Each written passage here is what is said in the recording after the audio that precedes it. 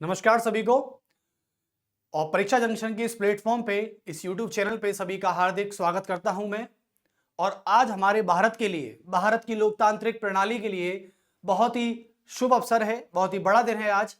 तो मैं आप सभी को बता दूं कि आज के दिन हमारी संविधान सभा ने पूरा संविधान बनाकर तैयार कर दिया था। तो इससे पहले एज अ टीचर, आप एक स्टूडेंट है, एज अ टीचर मैं आपको बताना चाहूंगा कि आज जैसा कि हम पॉलिटी भी पढ़ाते हैं, आप सभी को पता है, तो पॉलिटी पढ़ाने के और पॉलिटी का टीचर होने के नाते मैं आपको बता देना चाहता हूं कि आज संवैधानिक दिवस है। और आप सभी को भी पता होगा, अपने अपने सोशल मीडिया पे आपने सभी ने देखा भी होगा कि आज के दिन हमारा संविधान बनकर तैयार हुआ था।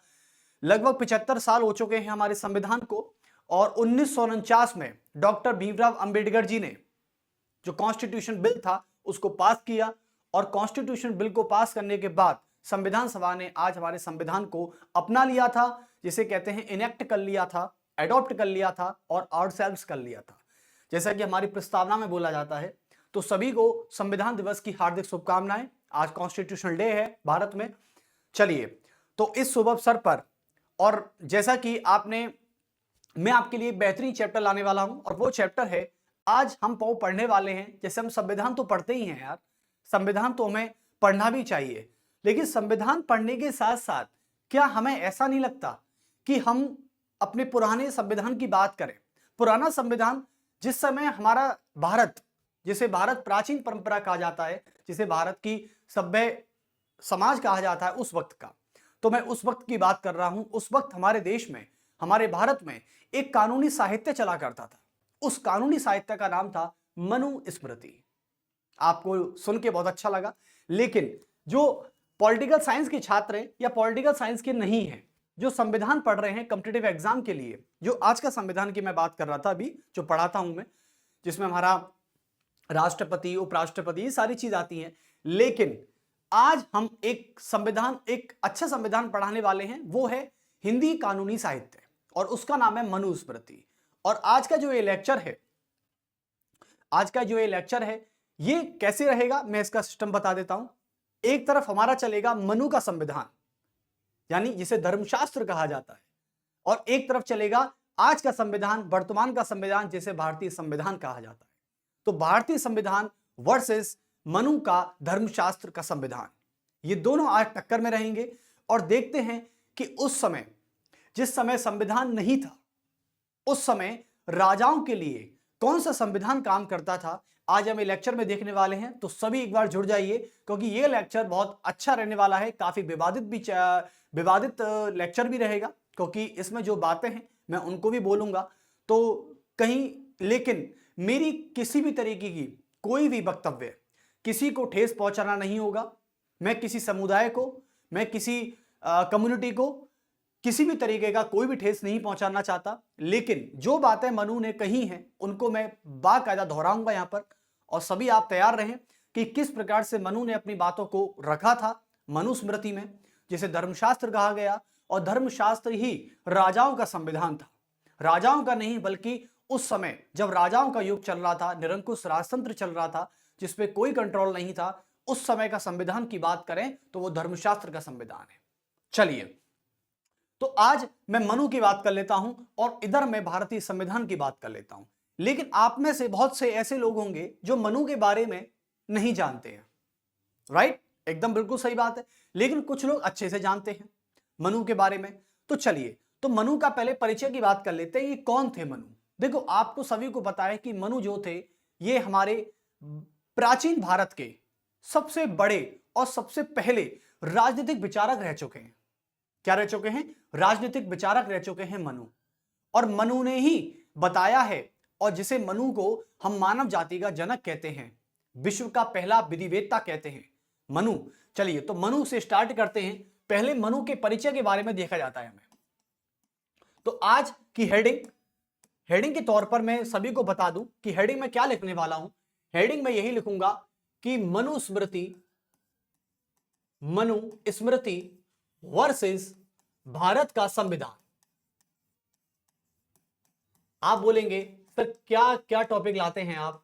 और ये टॉपिक देखो मजाक का नहीं है, ये टॉपिक बहुत ही सीरियस टॉपिक है। यदि आपने पढ़ा है, क्योंकि कई सारे बच्चों की अभी कुछ दिन में, अभी एक दो दिन में एक दो बच्चों ने मुझसे पूछा भी कि सर लेक्चर कहाँ मिलेगा, तो मैंने उनको बताया कि परीक्षा जंक्शन के इस प्लेटफॉर्म पे ये लेक्चर मिलेगा।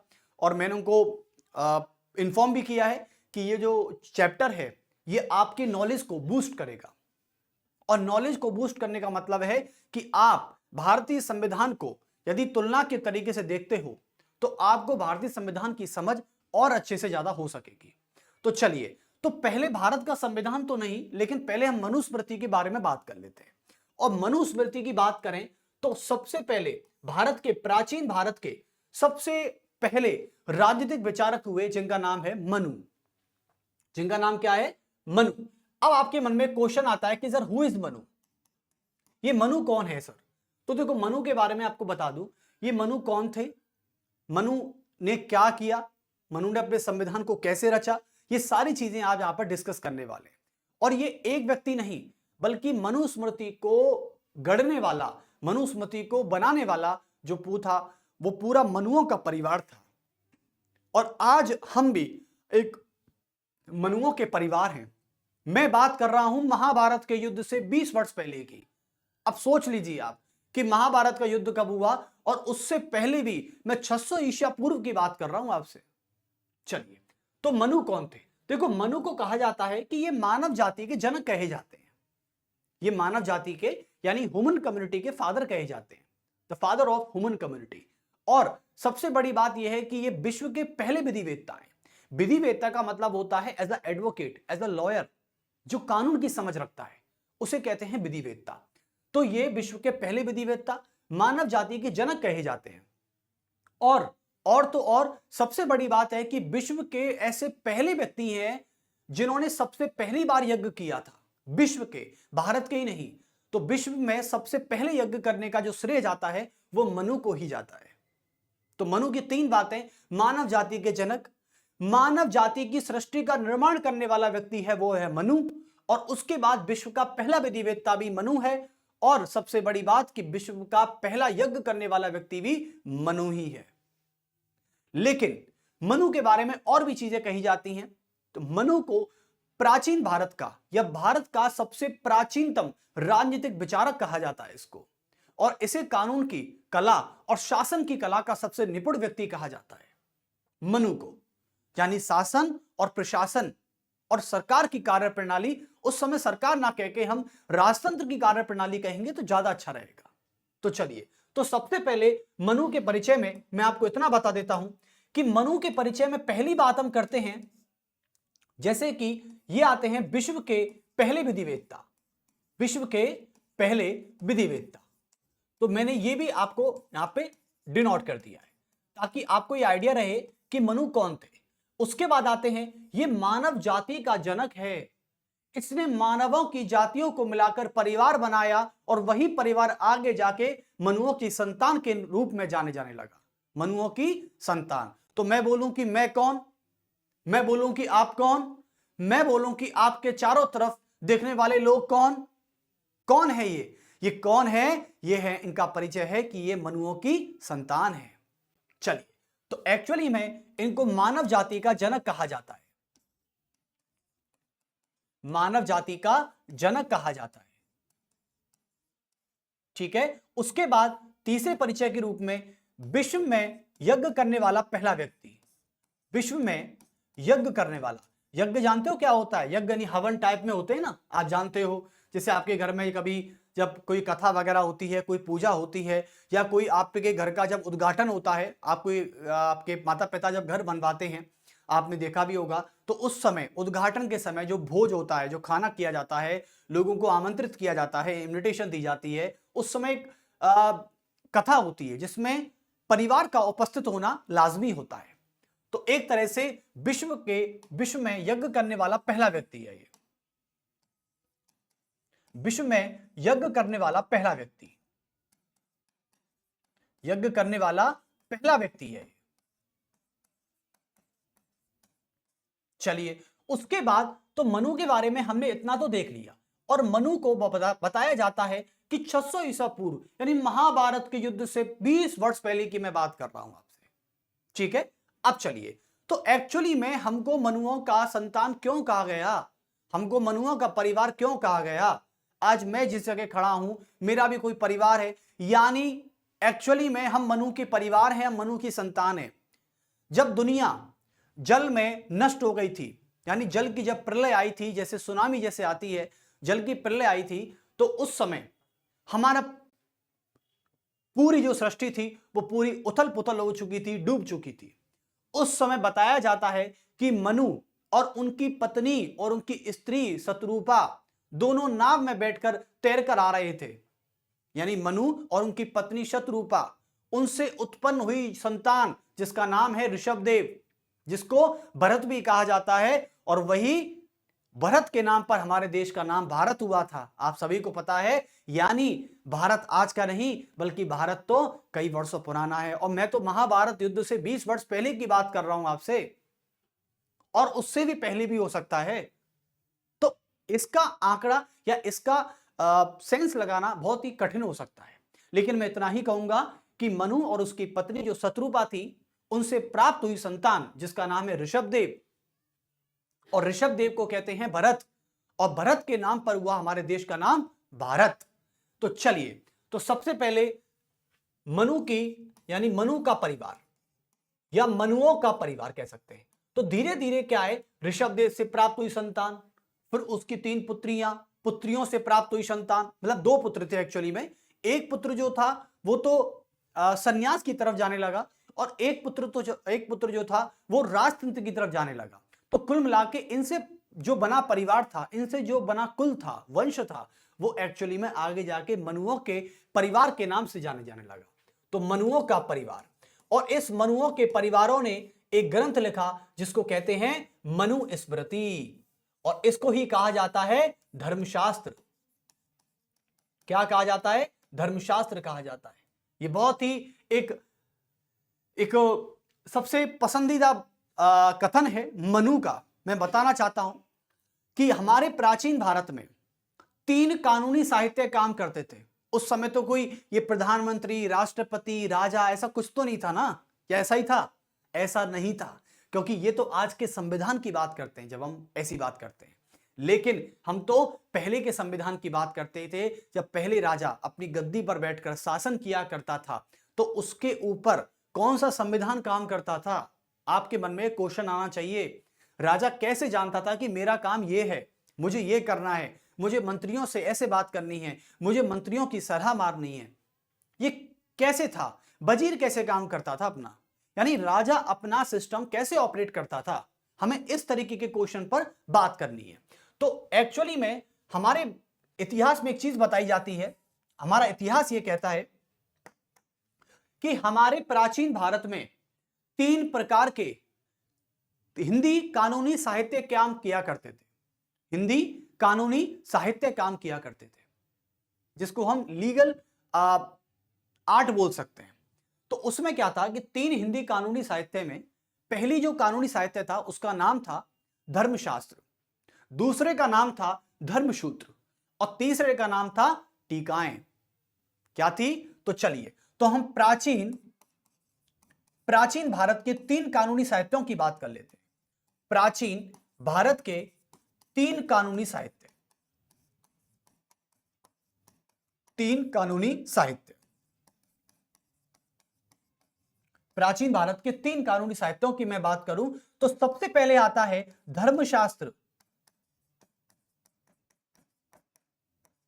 धर्मशास्त्र, उसके बाद आता है नेक्स्ट पे धर्मसूत्र, धर्मसूत्र, और उसके बाद नेक्स्ट पार्ट पे आता है आपका टीकाएं। टीकाएं।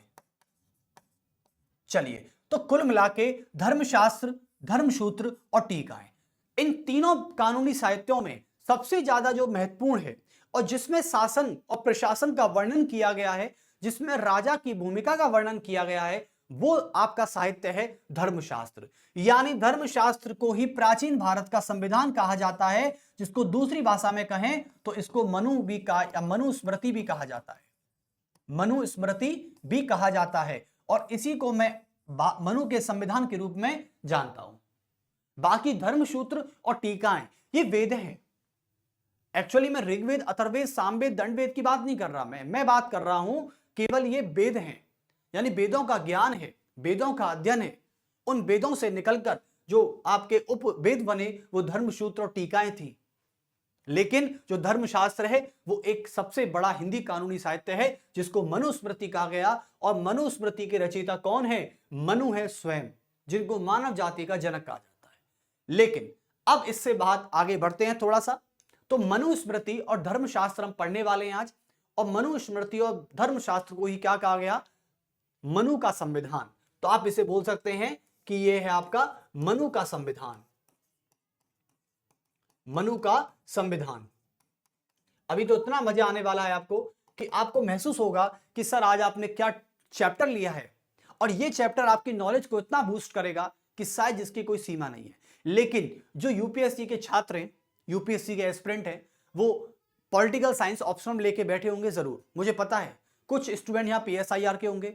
पीएसआईआर के जो स्टूडेंट होंगे उनके लिए ये बहुत ही इंपॉर्टेंट है, क्योंकि उनको ये पढ़ना नहीं बल्कि राजी राजी पढ़ना है, वरना गैर राजी तो फिर पढ़ना ही है आपको। तो उनके लिए ये विषय का एक अध्ययन है आज मनु के बारे में। ये भारतीय विचारकों में आते हैं। तो मनु का संविधान आज हम स्टार्ट कर रहे हैं। और मनु के संविधान जिसे धर्मशास्त्र कहा गया, जो पहला और सबसे हिंदी कानूनी साहित्य है, जिसका उल्लेख मैं आपको बता दूं, धर्मशास्त्र का उल्लेख सबसे पहले वेद ऋग्वेद में भी किया गया है। हमारे पास 4 वेद हैं, ऋग्वेद, सामवेद, अथर्ववेद और यजुर्वेद। उसका सबसे पहला वेद है ऋग्वेद। ऋग्वेद में मनु के धर्मशास्त्र और मनु के संविधान अर्थात मनुस्मृति का भी वर्णन किया गया है। तो आपका है ऋग्वेद में इसका वर्णन किया गया है। चलिए अब मैं आगे लिखने जा रहा हूं मनु का संविधान वर्सेस भारत का संविधान। चलिए, तो मनु के बारे में आपको परिचय मिल चुका है, मेरे हिसाब से इतना ही काफी है, मतलब समझ के लिए। चलिए, तो बहुत अच्छे। अब मैं आगे लिखने जा रहा हूं मनु का संविधान। यहां पर लिख सकते हैं आप मनु का संविधान,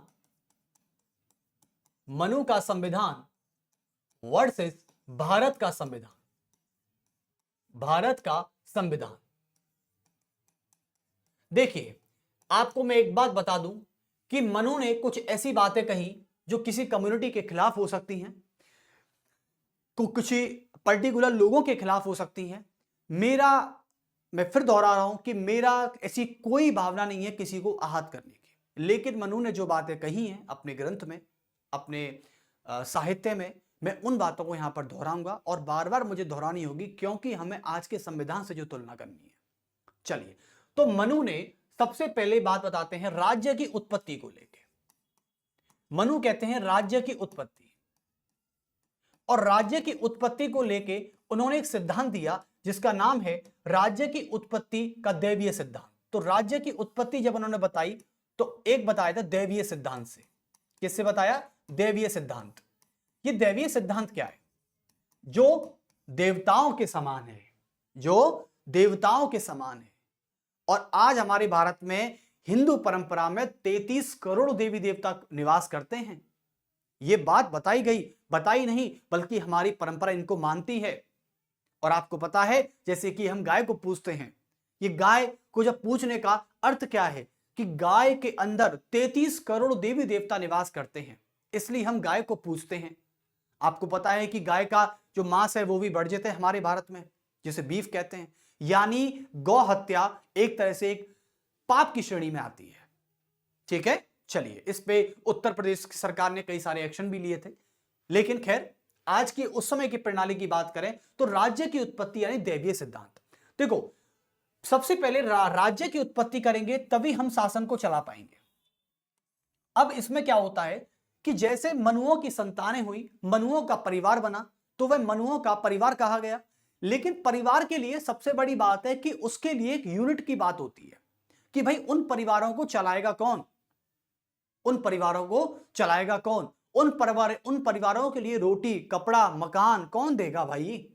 इसके लिए तो ऊपर वाले पे छोड़ देना चाहिए। अब ऊपर वाला क्या करता है, यानी ईश्वर क्या करते हैं, ये मनु कहते हैं। तो मनु के राज्य की उत्पत्ति का दैवीय सिद्धांत ये कहता है कि जिस समय सृष्टि नहीं बनी थी, लोग इधर उधर भाग रहे थे एक दूसरे से भयभीत होकर, एक दूसरे से डर कर। तो क्या था, उस समय जब लोग इधर उधर भाग रहे थे, ना कानून व्यवस्था थी, ना कोई सामाजिक व्यवस्था थी, उस समय क्या था कि लोग इधर उधर भाग रहे थे, लोग डर रहे थे, एक दूसरे को सता रहे थे और कोई भी धर्म का पालन नहीं कर रहा था। तो उस समय ईश्वर ने, हमारे गॉड ने, ईश्वर ने ऊपर से एक इंसान की उत्पत्ति की अपने प्रतिनिधि के रूप में, और वो था राजा। और राजा की उत्पत्ति हुई, राजा को बनाया गया, और ईश्वर ने राजा को इस प्रकार बनाया कि वो देवताओं के गुण को लेकर पैदा हुआ। यानी राज्य की उत्पत्ति हमें करनी है तो सबसे पहले राजा को बनाना पड़ेगा, क्योंकि राजा है तो ही राज्य है, राजा नहीं तो राज्य नहीं। कैसे, इसका भी बताऊंगा। तो सबसे पहले ईश्वर ने उन सभी लोगों को, जो लोग एक दूसरे से डर रहे थे, जिन लोगों की आवश्यकताएं पूरी नहीं हो रही थी, जो मनुओं का परिवार था, उसके लिए ईश्वर ने एक प्रतिनिधि को बनाया, एक रिप्रेजेंटेटिव को बनाया, जिसका नाम था स्वामी या राजा। और राजा के बिना राज्य की कल्पना करना अर्थहीन है। ठीक है, तो सबसे पहले राजा बना। उस राजा ने क्या किया, उस राजा में ईश्वर के यानी गॉड के 33 करोड़ देवी देवताओं के गुण आ गए। तो मनु कहता है कि राजा कैसा होना चाहिए, यानी राजा जो है, जो ईश्वर ने बनाया, उस राजा की उत्पत्ति जब हुई थी तो उसमें इतने देवताओं के गुण थे, जैसे कि वायु के समान सबको प्राण देने वाला होना चाहिए, सूर्य के समान न्याय देने वाला होना चाहिए, ठीक है, यम के समान सबको दंड देने वाला होना चाहिए, इंद्र के समान चमकीला होना चाहिए, ऊर्जावान होना चाहिए, और श्रेष्ठ पुरुषों के लिए बेहतरीन होना चाहिए। ऐसी ऐसी बातें कहता है वो मनु कि राजा जब बना था उसके बाद राज्य की उत्पत्ति हुई थी। तो दैवीय सिद्धांत का मतलब है कि सृष्टि के निर्माण के समय, सृष्टि के निर्माण के समय, सृष्टि के निर्माण के समय ईश्वर ने प्रतिनिधि के रूप में, ईश्वर ने प्रतिनिधि के रूप में देवी देवताओं के गुणों से संपन्न, देवी देवताओं के गुणों से संपन्न एक राजा की उत्पत्ति की, एक राजा की उत्पत्ति की, एक राजा की उत्पत्ति की। ठीक है, और राजा की उत्पत्ति के बिना या राजा के बिना राज्य की कल्पना करना अर्थहीन है, कोई मतलब नहीं है, नॉनसेंस है। तो इसलिए लिख सकते हैं कि एक राजा के बिना राज्य की कल्पना करना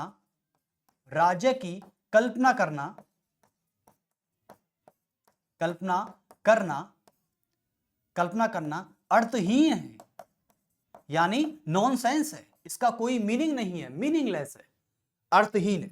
तो मैं आपको बात समझा चुका हूं कि यहां पर शक्ति सृष्टि के निर्माण के समय, और सृष्टि कैसे बनती है, सृष्टि बनती है इकाइयों से, राज्यों से, समझे ना। जैसे कि भारत एक राज्य है, तो कैसे बना, ये ऐसे बना कि यहां पर एक राजा हुआ, जो हिंदुस्तान का राजा हुआ, यानी वो ईश्वर का प्रतिनिधि बनकर आया। और राजा कैसे बने, जो ईश्वर ने देवी देवताओं के गुणों से युक्त करके एक व्यक्ति को बनाया, जिसे राजा कहा गया। और मनु राजा को राजा ना कहकर वो स्वामी कहता है। क्या कहता है, स्वामी। चलिए, तो दैवीय सिद्धांत आप समझ चुके हैं, ये था दैवीय सिद्धांत। दैवीय सिद्धांत के बाद एक चीज फिर आती है बाद में, जो आगे भारत के संविधान से मैं इसको कनेक्ट करने जा रहा हूं, आज के संविधान से। तो दैवीय सिद्धांत के बाद एक चीज और आई।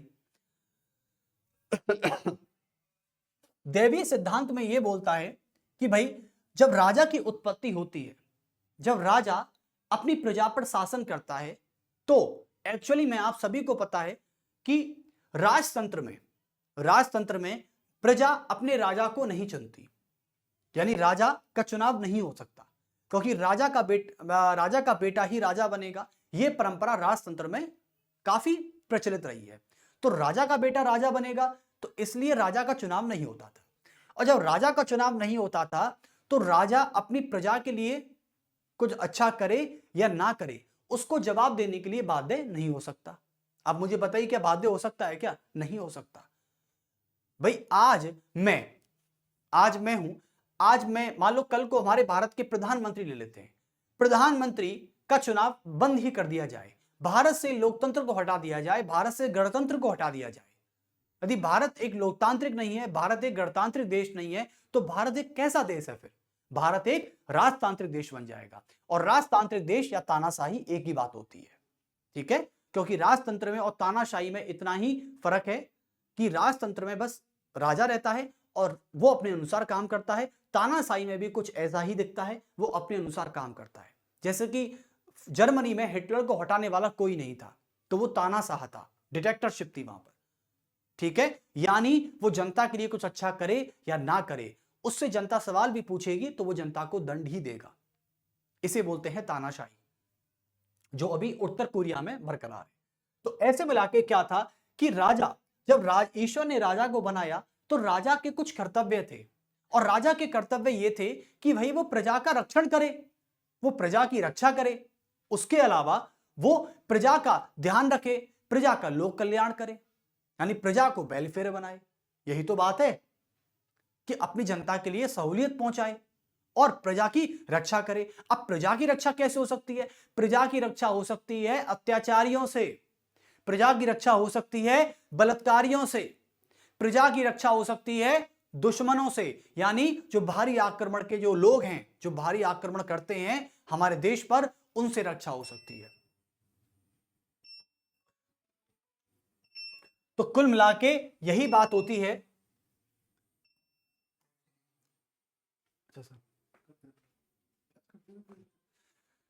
तो कुल मिला के यही चीज आती है, यानी अब राजा बना तो राजा के कर्तव्य देख लेते हैं। अब ईश्वर कहता है, ऊपर वाला कहता है राजा से कि पुत्र मैंने तुझे राजा बनाया है, लेकिन राजा बनाने के लिए, अब राजा बनने के लिए तुमको क्या करना है? तुमको दो काम करने हैं। कौन कौन से काम करने हैं जी? देखिए, तो राजा बनने के लिए आपको दो काम करने पड़ेंगे। तो राजा के कर्तव्य, राजा के कर्तव्य।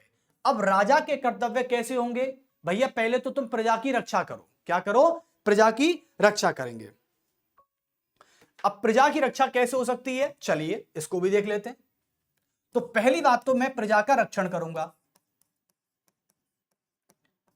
जनता को प्रोटेक्ट करना है नहीं करना है, या ऐसे छोड़ दिया? राजा का काम क्या होता है? मेरी प्रजा के एक भी व्यक्ति को, यानी कल को मैं राजा हूं और मेरा ये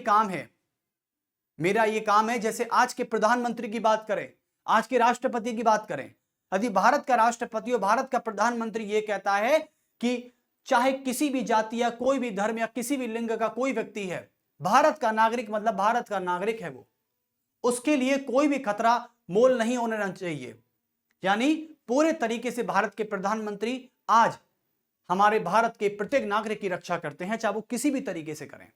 तो प्रजा का रक्षण होना चाहिए। दूसरी बात, प्रजा का लोक कल्याण होना चाहिए, प्रजा का लोक कल्याण होना चाहिए। और यही चीज है कि प्रजा का लोक कल्याण है, मतलब यानी प्रजा का रक्षण, प्रजा का लोक कल्याण, ये दो तरीकों से बात हो सकती है। यदि प्रोटेक्शन करना है तो अपनी जनता का करें, और लोक कल्याण करना है तो अपनी प्रजा का करें। यही थे राजा के कर्तव्य जो मनुस्मृति में बताया गया। अब उसके अलावा, लेकिन सर यह भी तो हो सकता है कि प्रजा के रक्षण में, यह भी तो हो सकता है कि प्रजा के रक्षण में और प्रजा के लोक कल्याण में क्या फर्क हो सकता है? सर रक्षण तो आप देखो दुश्मनों से भी कर सकते हैं, रक्षण तो भारी आक्रमणों से भी कर सकते हैं, और लोक कल्याण का मतलब है कि छोटी छोटी चीजें जैसे पानी, रोटी, कपड़ा, मकान, ये सारी चीजें वहां तक पहुंचाना, वहां तक सहूलियत देना। तो ये थे आपके राजा के कर्तव्य। चलिए बहुत बढ़िया। यहां तक आपको कैसा लगा राजा के कर्तव्य? सृष्टि के निर्माण के समय जब एक राजा बनाया गया तो राजा के उस समय राजा के कर्तव्य की बात करें, ठीक है? चलिए फिर मिलते हैं आपसे, और इससे अगला हम नेक्स्ट पार्ट कराएंगे और नेक्स्ट पार्ट की तरफ फिर मिलेंगे आपसे। चलिए, तो यहां तक आपको कैसा लगा प्लीज कमेंट करके जरूर बताना, क्योंकि आज बहुत अच्छा टॉपिक लाए हैं हम, चैप्टर भी बहुत अच्छा है जो आपकी नॉलेज को बूस्ट करेगा। लेकिन इसके अलावा कि राजा के कर्तव्य कैसे कैसे करते हैं राजा अपने कर्तव्यों को पूरा। इससे अगले पार्ट में मिलते हैं फिर आपसे। सभी को नमस्कार मेरा।